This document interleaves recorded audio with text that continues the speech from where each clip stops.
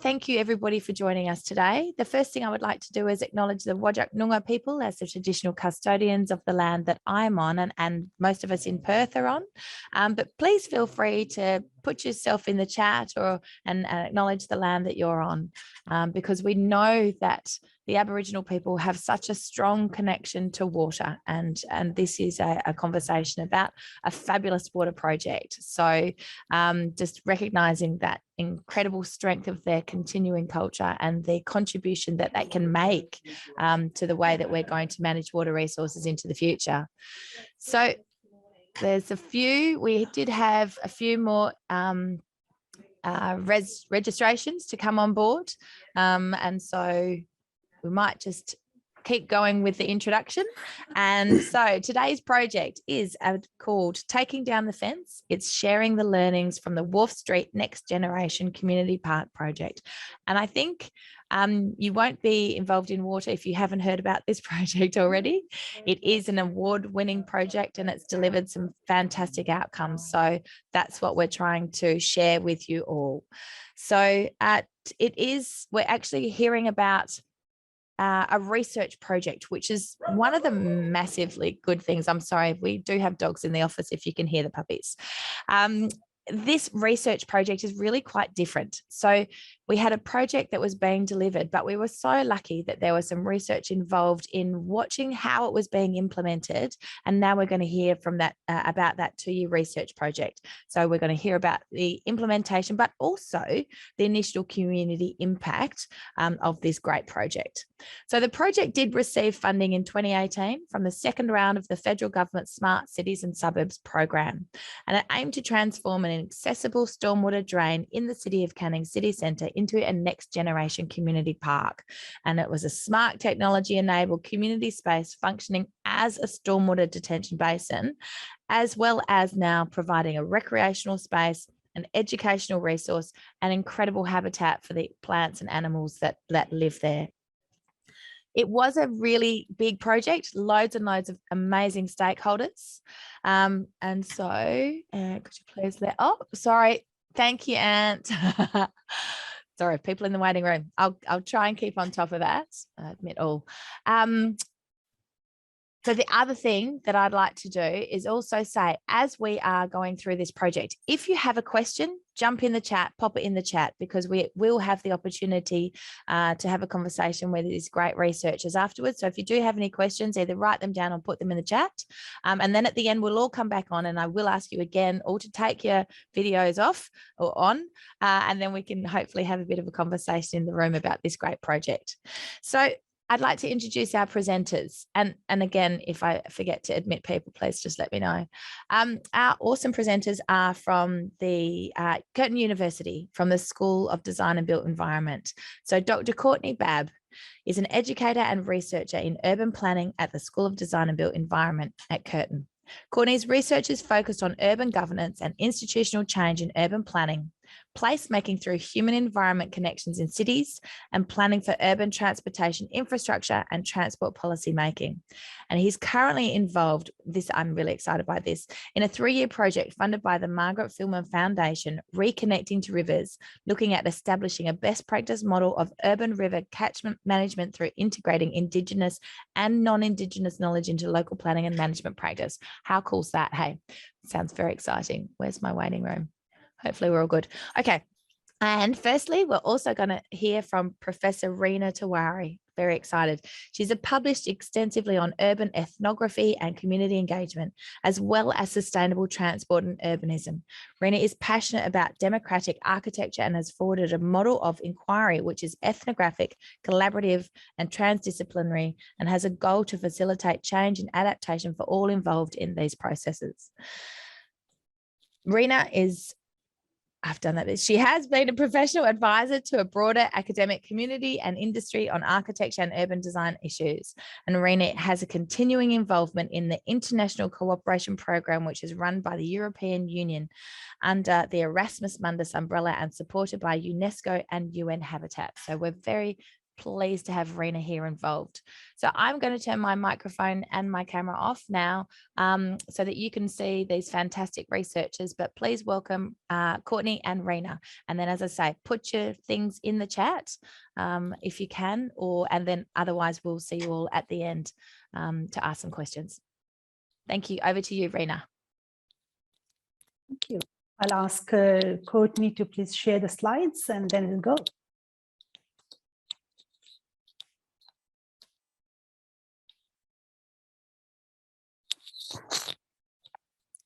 Right. Thanks, Shelley, for that introduction. And you mentioned about, me being all about collaboration, and I've developed that approach in terms of the model, how to bring different stakeholders onto one single platform. And that was what we were kind of thinking when, as researchers, we undertook this particular project. More about that as we speak. However, taking down the fence, Wharf Street Next Generation Community Park. As the title suggests, the project was literally about taking down the fence. The fence, which was around a stormwater drain in the Canning City Centre, and converting that space into an innovative, smart, technologically enhanced community park. Next slide. I would also like to acknowledge the traditional owners of the land, the Noongar Whadjuk people, and I would like to pay my respects to the elders past, present, and emerging. Next slide, please. Right. So this project, as Shelley mentioned, was funded by the City of Canning through Smart Cities and Suburbs program. And the program is obviously run by the federal government. And objectives of these programs generally focus on application and testing of smart technologies. Challenges around these programs are, number one, short completion dates. For us, I think it was around 2 years for delivering smart city innovative outcomes. Now, within this time frame, tasks to be done by the stakeholders include detailed conceptualization, community engagement, researching and deciding appropriate technology, physical infrastructure solutions, then developing detailed construction documents, contracting, implementation, assessment. So loads of tasks to be done in a short time frame, which our stakeholders were able to manage pretty successfully. Now, innovation by definition inherently demands flexibility of time, which we obviously can't have in these kind of funded programs. But flexibility is required to navigate the unknowns. That again is the second challenge, tackling the unknowns. And unknowns in such projects are plenty. The kind of technology, its applicability, who would it be for, the big data, the nature of big data being generated, who would be the targeted user group for this, and many, many more. Now, besides navigating the unknowns, yet another important challenge is to establish collaborative working.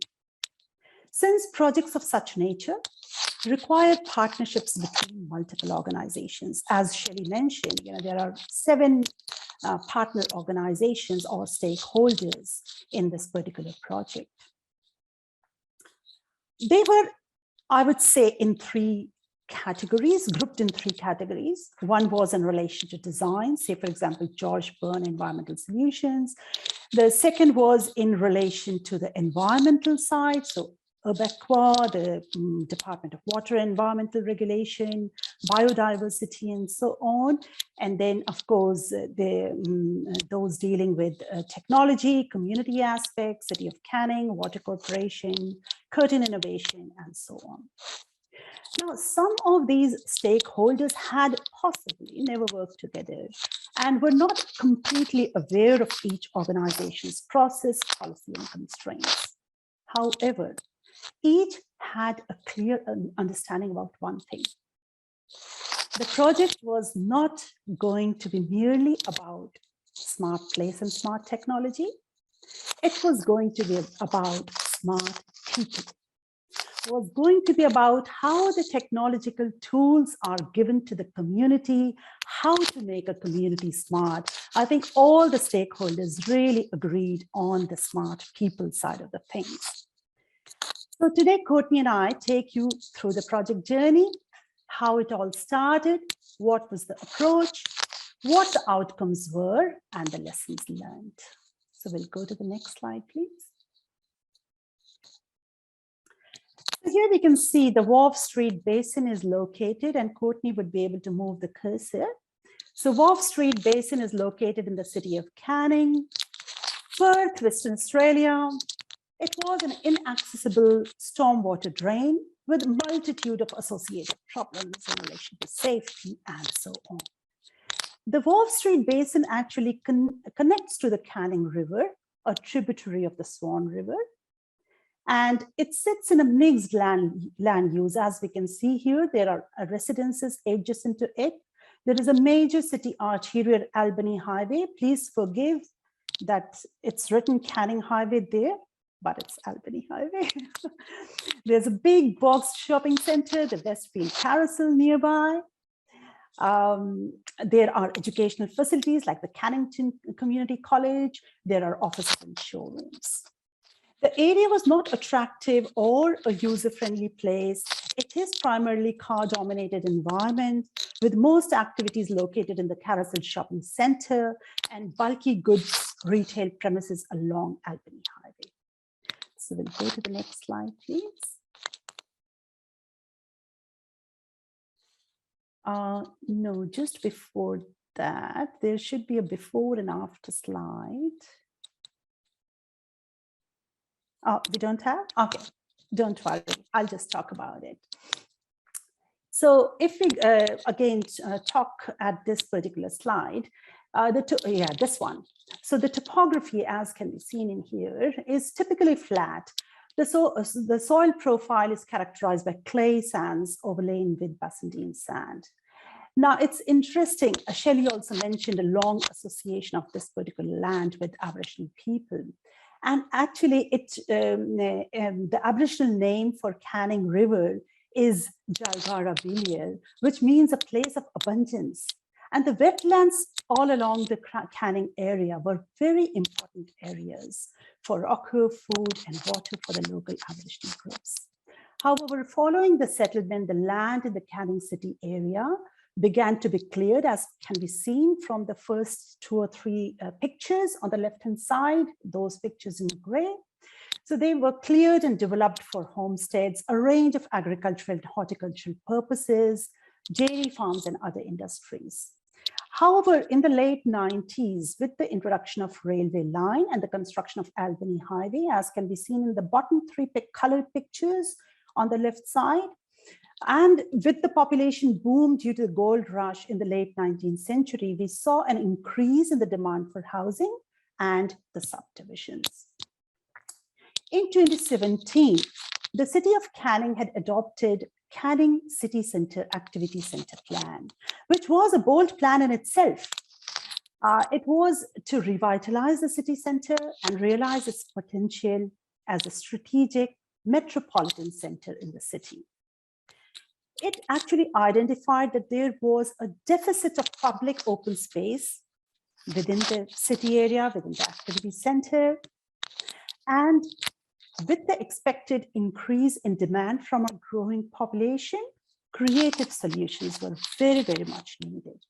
And that was the beginning of the Wharf Street Smart Park project.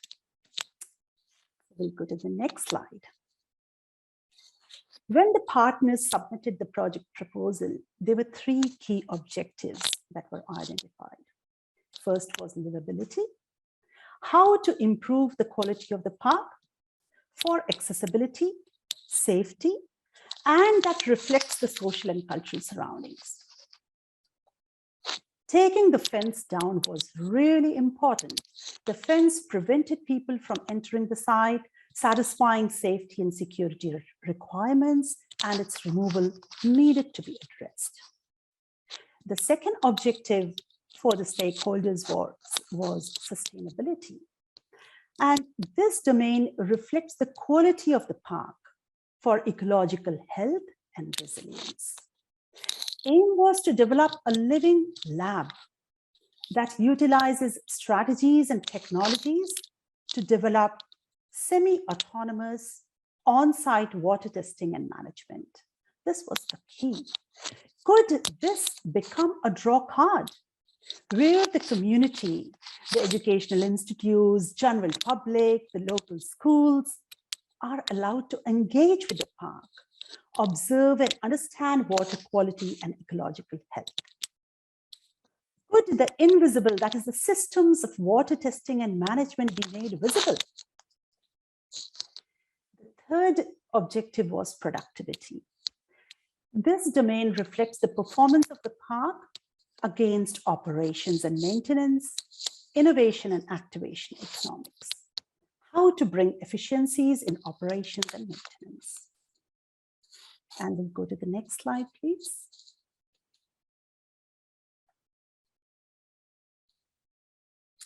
So what did all this mean to the research team at 30? We were required to do two things. First, track the progress of the project against the three objectives. And second, track the project process. That is, when the stakeholders were working together, what were the challenges that were coming up? What were the policy changes within the organization that was required in order to deal with the new innovation, application of new technology? And what were the challenges specifically coming up on the side and how these were being resolved? So throughout the life of the project, that is what the researchers were doing.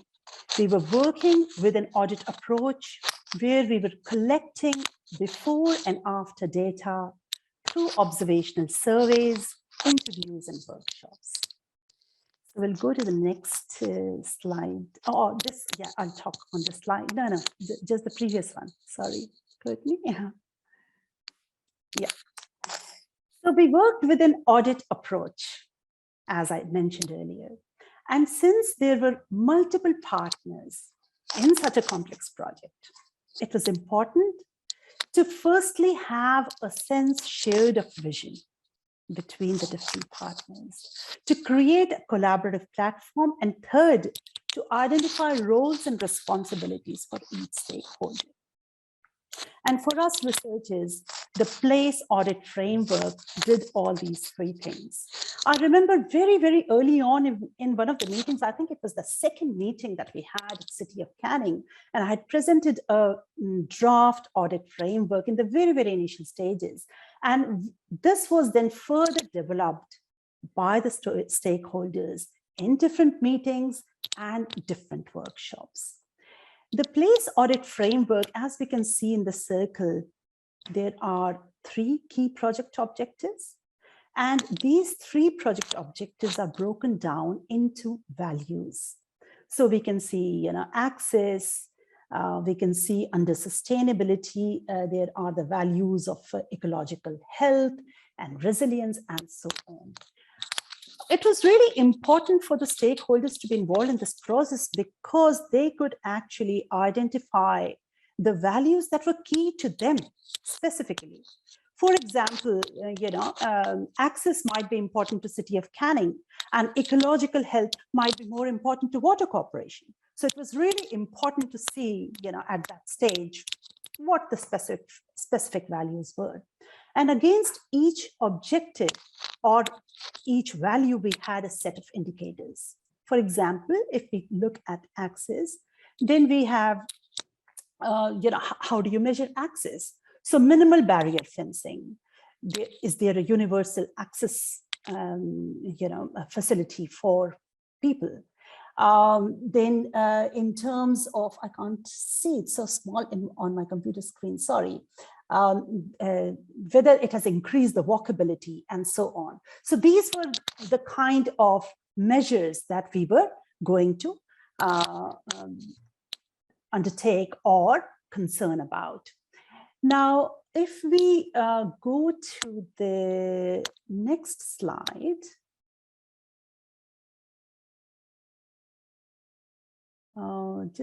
this one. So what we, following the workshops, we had this intensive workshop with all the stakeholders, and a final set of indicators was used to guide the data collection and identify the organization responsible for the data set. So as we can see in here, there's a chart, very easy for us to work. The objective, values, what were the indicators that I've already presented. And the next there was who was responsible. Say, for example, water quantity, where we are talking about capacity of drains to protect infrastructure and community. So the data set and the responsibility was lying with City of Canning, Water Corporation, Urbaqua, and DWER. So similarly, for each and every indicator, there was the data collection responsibility given to a particular organization, which made the job very easy for us. Here, I would also like to say that for a successful project, I think it's always critical to develop a shared sense of vision right in the very beginning. And that can easily be done by developing such an audit framework. For those interested in exploring more about audit frameworks, I would like you to check the references that we have written underneath. And you could also look at the connectivity audit tool in one of my books, which is called Connecting Places and Connecting People, to look at such audit frameworks and how they are being used. Now, using this approach, how did the project team, that is the different stakeholders, navigate through the unknown within the short time and budget constraints? I will hand over to Courtney now to take you through the project outcomes and the lessons learned. What were the survey findings?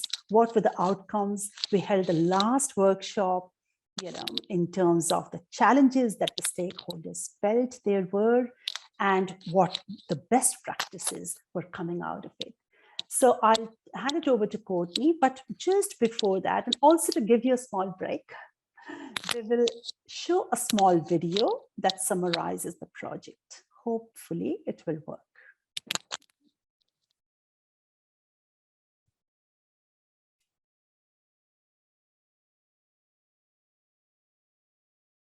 I can't hear it though.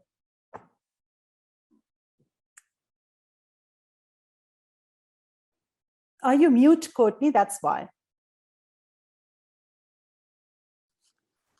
Sorry. Okay, I'll try that again. Let me know if the sound doesn't work.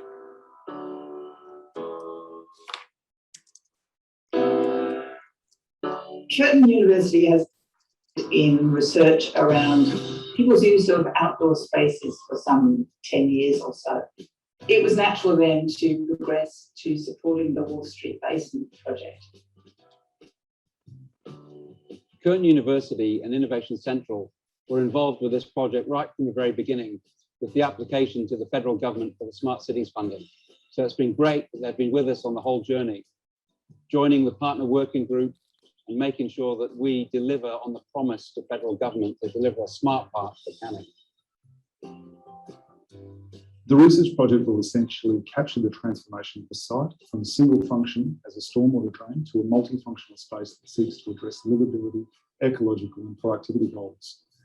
In the research, we'll be observing people's use of the park and evaluating other built environment qualities such as access and safety, also being in collaboration between a number of stakeholder organisations. And with the inclusion of a variety of smart technologies, there's a rich source of data that gives us a sense of how the park is functioning as a livable, sustainable and productive space. Curtin research around this project will be a valuable resource to the developers, urban professionals, and innovators working in the realm of digital urban or smart cities. So the Drainage for Livability program is a program that develops a site like this into valued community assets. So turning it from an unused basin into an asset that the community can use. And the value of the research for this particular project is that this is the first one where we have partnered with an academic researcher to help us understand that value and what that value is bringing to the community. Here at Wharf Street Basin, we've installed 3 Meraki MR74 access points. With these 3 access points, we can get full coverage across the park for our free Wi-Fi. Providing the free Wi-Fi allows our users to interact with our augmented reality app, Smart Canning, and not have to use their own personal data. The Cisco access points automatically update, which eases the burden on our network administrators. The work that we've done in Canning is a really critical way for us to help Canning envision how it comes together as a place.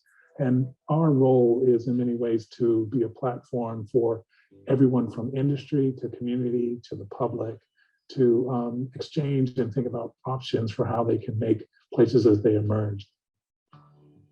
In the most recent years, particularly through working with the City of Canning and the other local councils around the university, we developed a strong working relationship with Innovation Central. And what they assisted us in doing is to understand in more detail how people actually use spaces. There's a lot of technology in the park, which we call the smarts, associated with delivery of this piece of infrastructure. But for me, the key thing is taking down the fence. That's the smartest thing that Canning have done, is bringing down the fence and allowing the community to interact with this water body. It's an amazing piece of work, and I think everyone should be very proud of what they've done.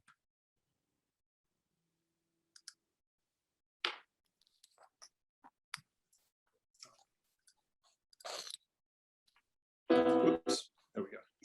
Thanks, Rena. And thanks, Shelley, for the opportunity to talk about the research.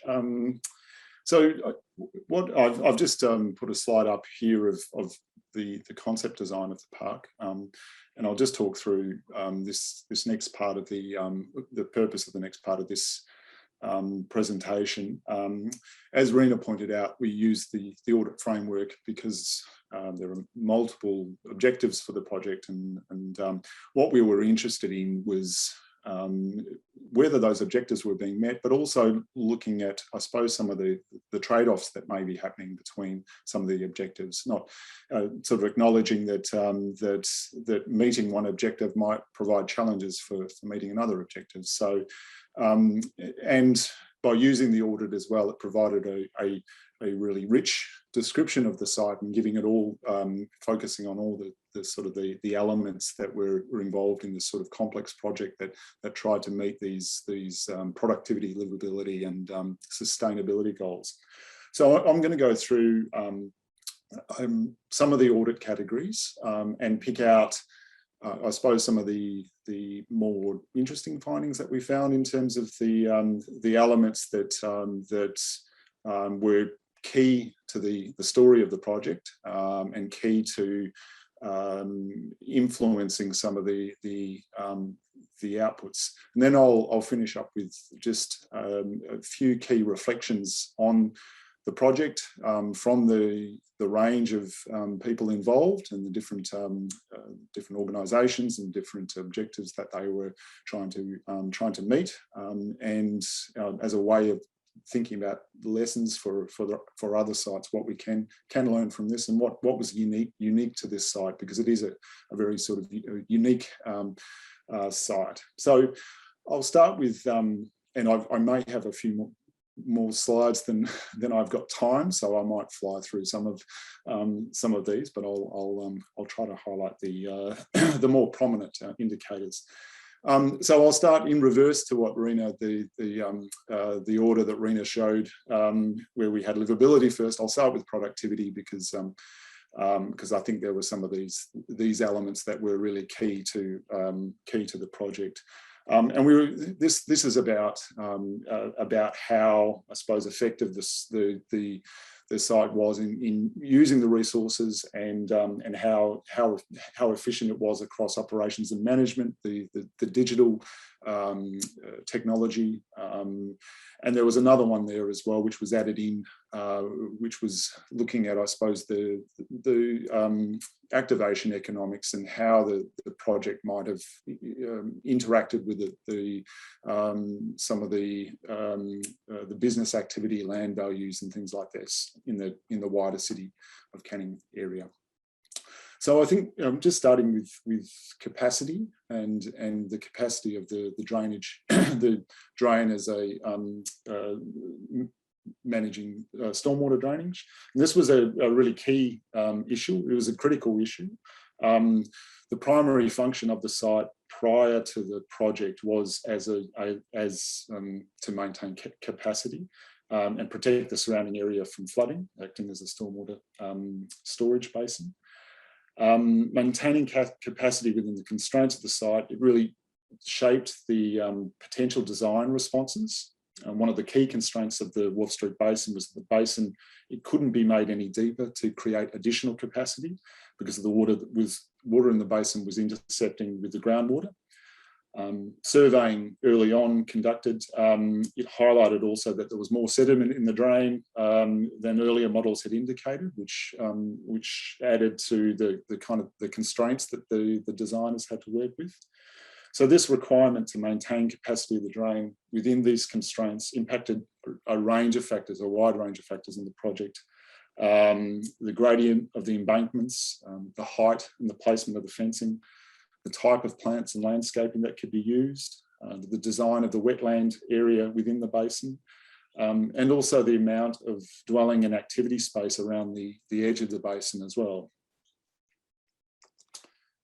So another key indicator of or element associated with productivity was the working out the access agreements and the maintenance agreements with the site. So site access early on was complicated by a mix of property ownership and rights and the responsibility of asset holders and also the tight project time delivery timeline.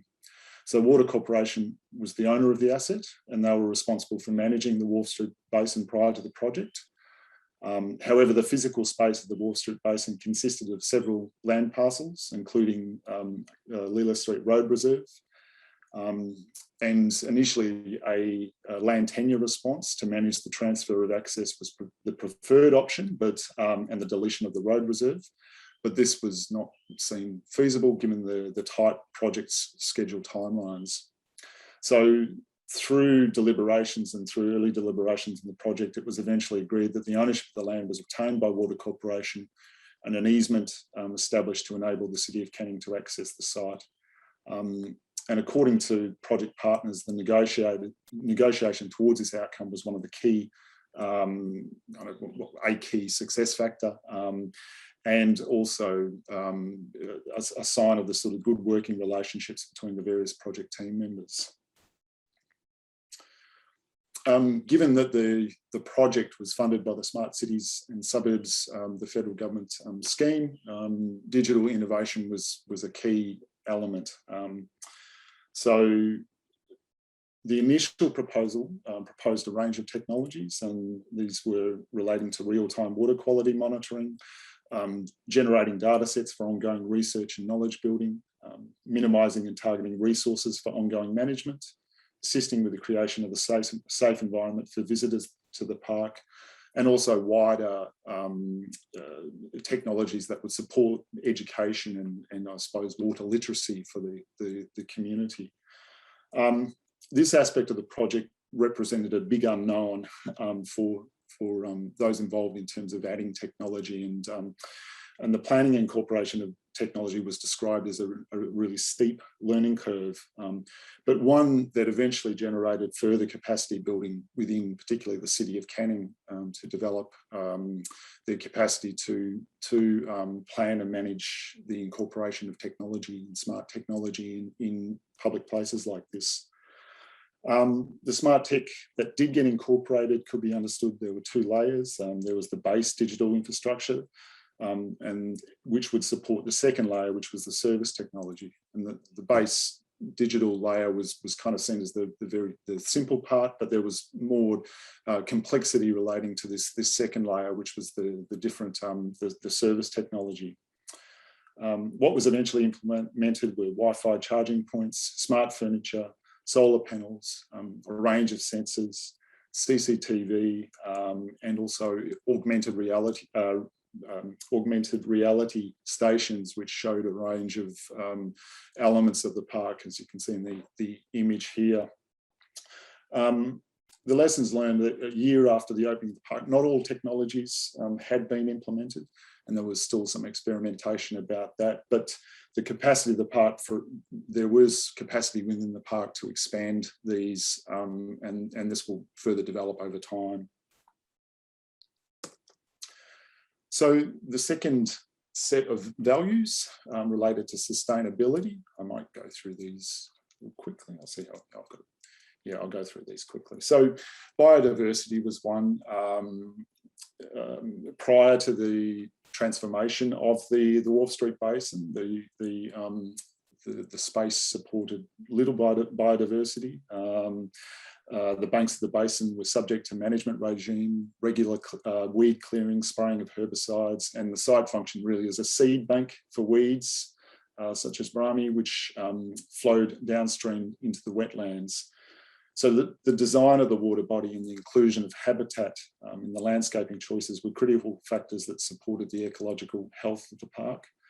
Native species were introduced. There were and also within the basin itself, but also at the interface around the interface of the basin with the streets and areas surrounding. And there were conflicting agendas about the inclusion of islands in the wetland treatment systems. The inclusion of islands reduced the stormwater storage capacity of the basin, but they were important for shaping the water flows and cycles to ensure water quality outcomes.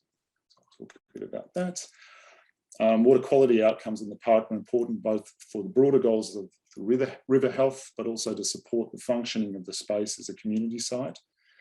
The site created some challenges to achieve water quality outcomes. The catchment actually comes into the basin at the lowest point of the basin and then is pumped out at the other end. So any notion of a gravity-fed water purification system with reed systems couldn't be achieved very easily. And the water was actually being lifted up and pumped out down to other wetlands. A biofiltration system, an elevated rill, which is in the image there, was also incorporated. Water was intended to circulate through the rill, but I think as yet, or as the completion of the research, the system wasn't fully implemented, and partly due to some rules about the basin, about what can occur in stormwater basins. So, sorry. So I'll jump to livability now. So livability was really important for us as researchers. We came into this project, Professor Marion Tai led the Centre for Sport and Recreation Research at Curtin University, and she was involved in setting up the project and the early design of the project. And we were interested in understanding how the space was used as a community space, what activities people did, how many people used the space, but also how it worked as a place. So a lot of these indicators were relating to this. So access, we were interested in looking at access to how people were getting to the park, where they were coming from, and also the access within the site as well. So we captured this data in a number of ways. We did observational surveys, so we sat in the park and watched what people did and counted the amount of people for a number of days.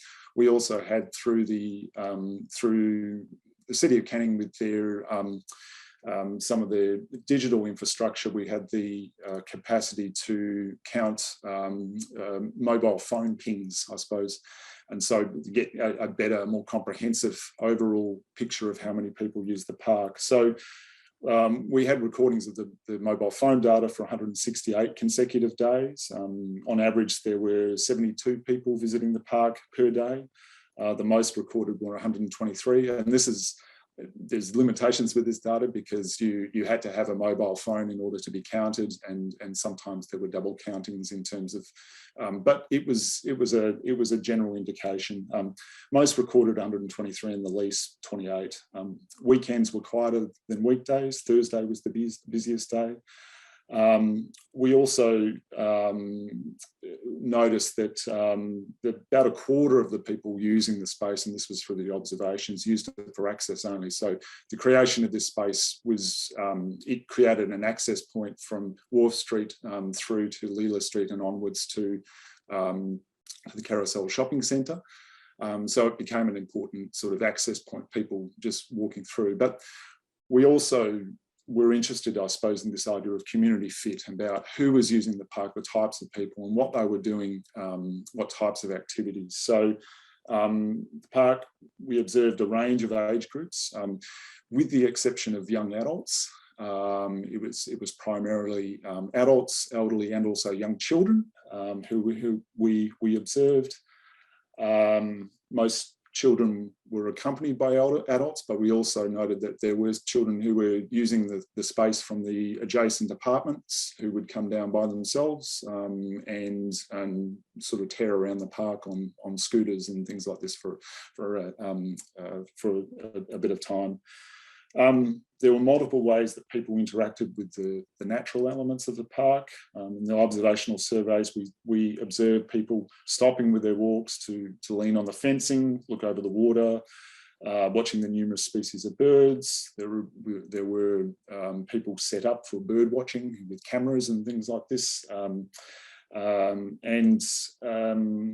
Also interacting with the other sort of features of the site, the beehive, just not physically interacting with the beehive, but stopping, looking, observing the insect hotels, the bat boxes and things like this. So this was it was a feature of the park for people who spent a bit of time in the park. And the boardwalk and the bridge were probably the most popular spaces, but we observed there were people who came and did a regular sort of circular walk of the park, sometimes a couple of times for activity, strolling and things like this. With safety, we evaluated the space against crime prevention through environmental design principles. So how safe the space was in terms of elements like passive and active surveillance, whether it was well lit, whether it was kept well and maintained the image and maintenance. And it measured very well against these elements, and some of the factors that supported with the digital, the smart cities technology, the CCT cameras were incorporated and used for retrieving footage if any incidents had happened. The other element about safety was important in this space with the steep embankments and water was the fencing. And although removing the fence was an important kind of catch cry for the project, fencing in the park was actually an important element and became a focal point at a couple of points in the development of the project. From a design perspective, the original intent of the fencing was that it would be unobtrusive and would sit within the vegetation. But there were requirements based because of the sloping of the sites and the holding capacity of the basin. The siting and the design of the fences were impacted. And the original intent to situate the fencing down the sloping bank and blend the fencing in with the vegetation had to be adjusted. And the outcome is the fencing of the site, therefore shaped by the requirements to provide safety, maintain the holding capacity, and also later to address budgetary constraints. So just in conclusion, I'll talk just a little bit about the reflective workshop. And this was a year after the project, and we met with representatives of all the main organisations of the partner groups, and we had a workshop at Curtin, half-day workshop, in which we were interested in two elements. We wanted to find out the success factors and best practices that had emerged from the project, but also we wanted to understand some of the challenges and also lessons learned. So starting with the success factors and best practices. So one of the key elements was the strong design elements of the park. These were frequently mentioned in the discussions in that workshop. Particularly elements like the bridge. The bridge was considered a critical success to access across the site and also provide interaction with the water. It became a focal destination of the park and offered a means of the community to connect with the water body in the wetlands in the basin. The design optimised the amount of high quality public space within the park, despite some of the challenges about balancing the need to manage other objectives of the project. Discussions about the park in terms of the smart technology. It showed that some of the unexpected elements, particularly the augmented reality, were the more sort of successful elements. CCTV was also mentioned as a success. It hadn't been used on many occasions, but it gave particularly City of Canning confidence that issues could be dealt with effectively and quickly.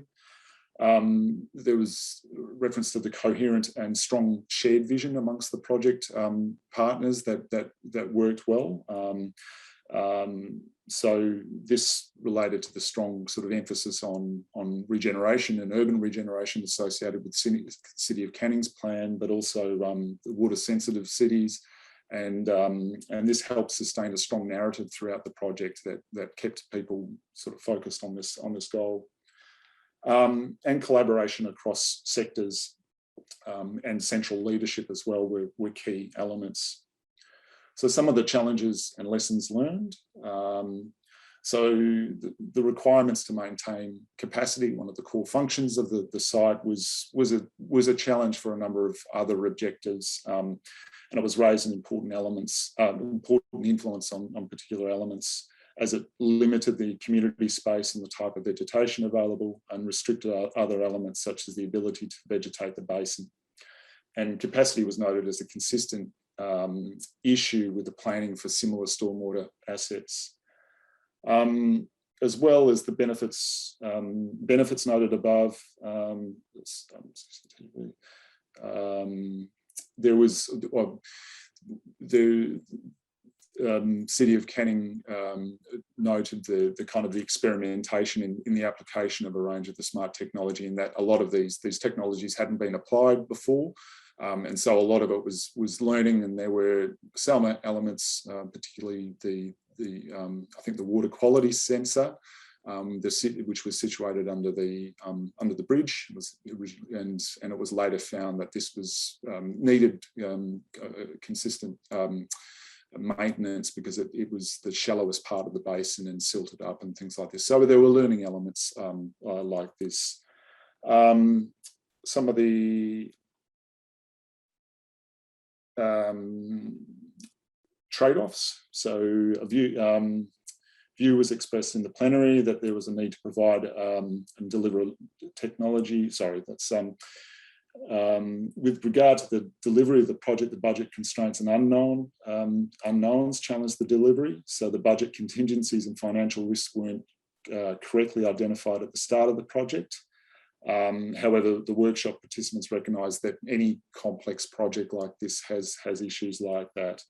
And the tight project timeline was also mentioned. It was mentioned as a challenge, but also because with the requirement for the smart cities and suburbs funding, it needed to be completed within within a set date.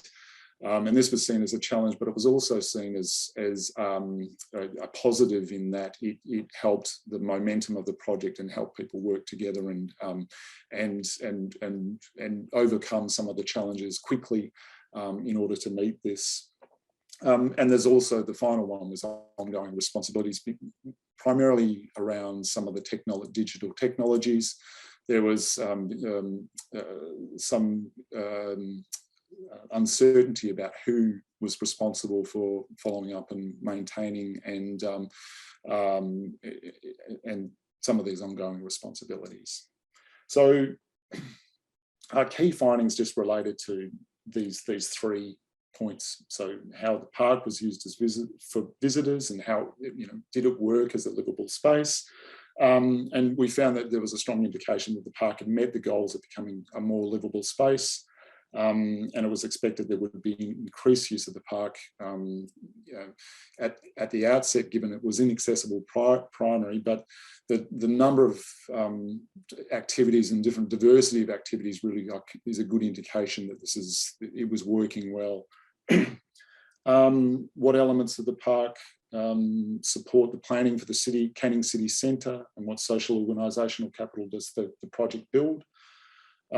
So we found, given the park, I suppose, had generated a lot of interest and had generated a lot of institutional sort of capacity building about attracting a range of organisations to focus on this issue of water literacy, of water sensitive urban design, and how we can better incorporate these in places like the City of Canning. So I think that those elements work really well. And what can others learn from the project, and what unique factors of the project would others need to consider when drawing on lessons learned? It's important to note that there are unique factors associated with the Wharf Street Basin, but some of the key learnings about the objective of maintaining water capacity was a major influence and shaped many aspects of the park. And there were challenges in balancing some of the various goals with the overarching need to maintain this capacity.